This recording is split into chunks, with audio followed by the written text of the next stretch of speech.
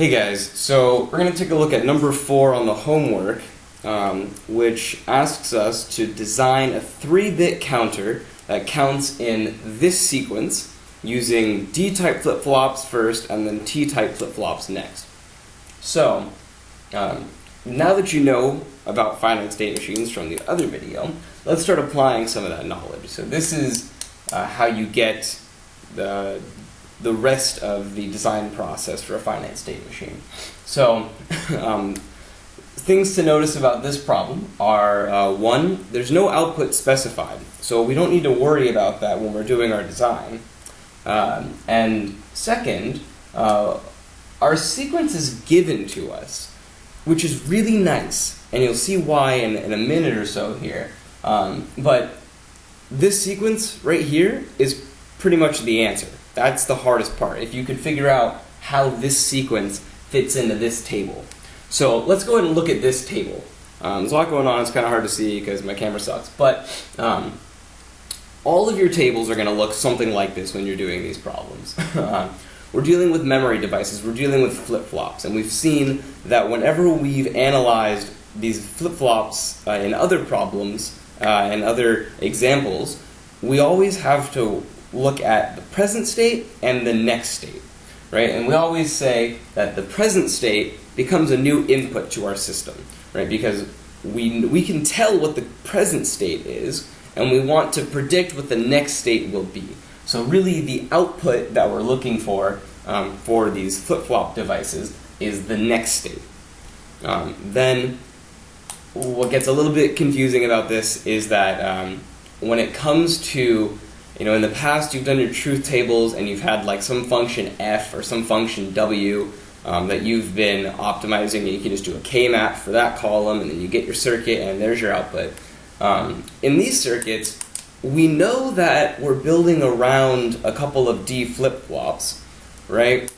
And so what we're actually optimizing is the input into those D flip-flops. So you can see in these columns I've got D flip-flop input and T flip-flop input, because the inputs to those flip-flops are the functions that we're actually optimizing. So what we're after is the equations for the D flip-flop inputs and the T flip-flop inputs. Now, when you write your truth table like this, it looks like a lot of work, but I promise you it's really easy. So, let's just think back to how finite state machines work, right? In general, you're going to have some bubbles, right? Something like this, and you're going to jump around like this, and your finite state machine, you want it to look something like this, right?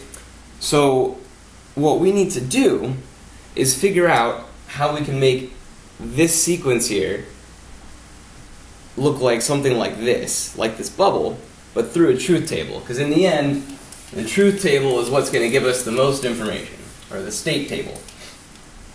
So what we want to do is we want to say, alright, let's say that our counter exists in a finite number of states. This is a finite state machine.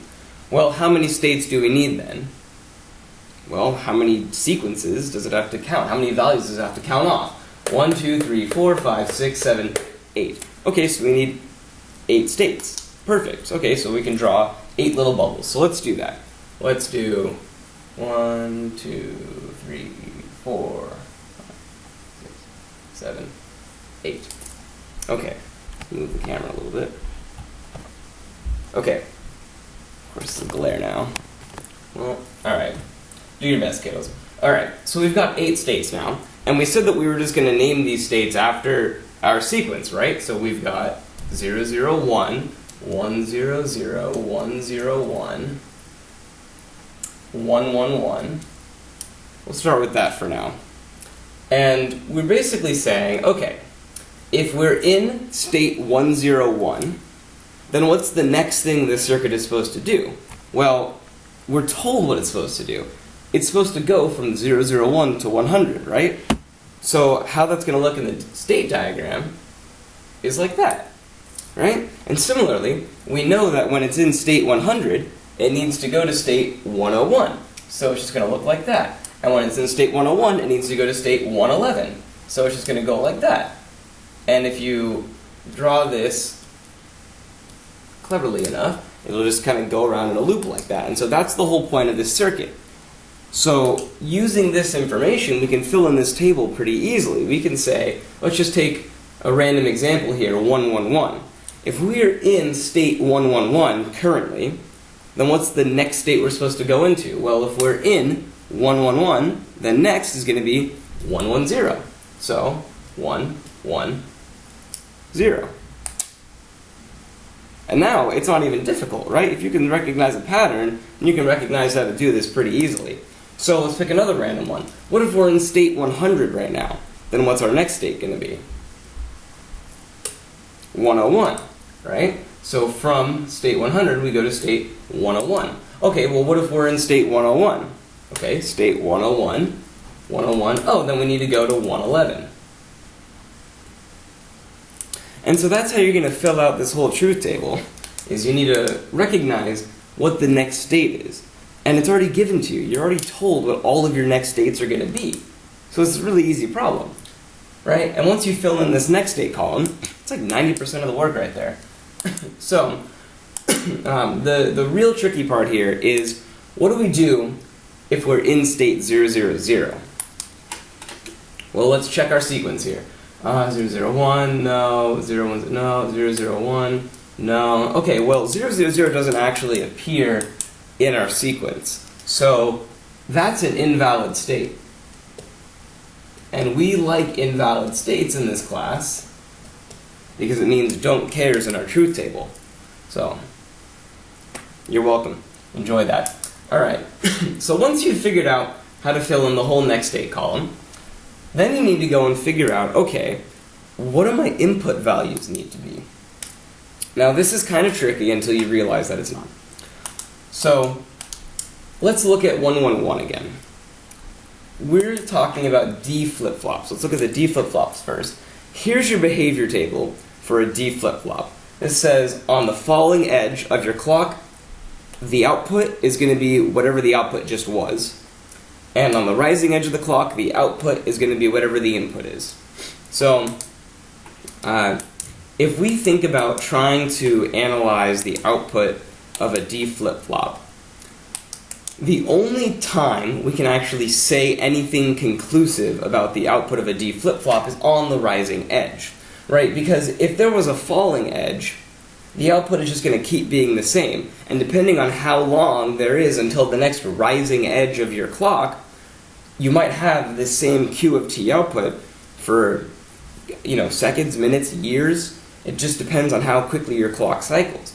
But we know for sure that if we just had a rising edge, we know what the input was, because we know that the output and the input are exactly the same. So using that information, if we know that on a rising edge, the output and the input of a D flip-flop are exactly the same, then we know that, like I said in the beginning of the video, the next state is the output of the flip-flop, right? So, if this is the output, then the input has to be exactly the same. And that's true for every single case. So if we look at 100, right, the next state was 101. Well, in order to get that output, we had to give that exact same input, right? If we wanted to get 101 out, then because of the way that a D flip-flop works, we had to put 101 in. There we go.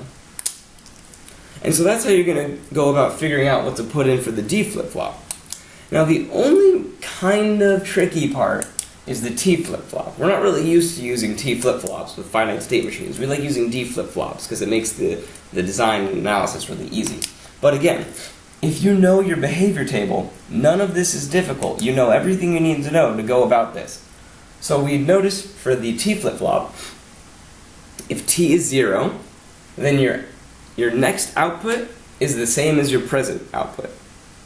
If T is 1, then the next output is the opposite of your current output. So let's look at example 111 here. So we know that for a present state of 111, the next state needs to be 110. So let's look. the first T flip-flop here has, the first T flip-flop here has a present state of 1 and a next state of 1. So now you ask yourself, is that the same or is it opposite? Well, 1 and 1 are the same, right? So in order to make your output the same as what it just was, it needs to be a 0. So then we look at the next value. It has a present state of 1 and a next state of 1. 1 and 1. So you ask yourself, are those the same or are they different? Well, 1 and 1 are the same. So in order to get the same output as you just had, you need a 0. 0 right there. You need a 0. Okay, so now let's look at the last one. We've got a present state of 1 and a next state of 0. Okay, well, are they the same or are they different? 1 and 0. They're different, right? And they're not just different, they're opposite. In order for your output to be opposite what it just was, T needs to be 1. And that's how you fill in for the T flip-flop. So let's look again at present state 100. So we're going to look. The first present state is 1, and the first next state is 1. They're the same, so we get a 0.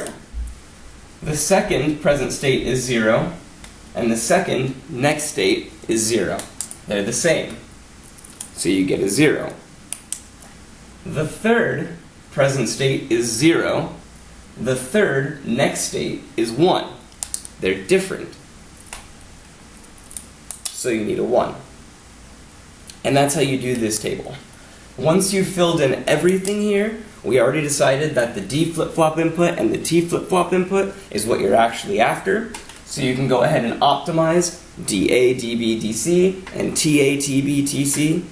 Those are your equations, and you can build a circuit from there. That's all week 2 stuff. Do your K-maps and everything.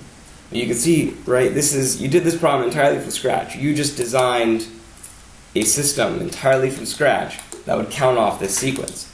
Now the last thing to remember is that when you design this circuit, how many states did we have? We counted 8 states, right? We said in a previous video that the equation we care about is this. 2 to the x is the number of states. So in this case, 2 to the x equals 8 states, right? So x equals 3. You need 3 flip-flops in order to implement this circuit. If you've got 3 D flip-flops or 3 T flip-flops, you're good to go. You can implement this circuit.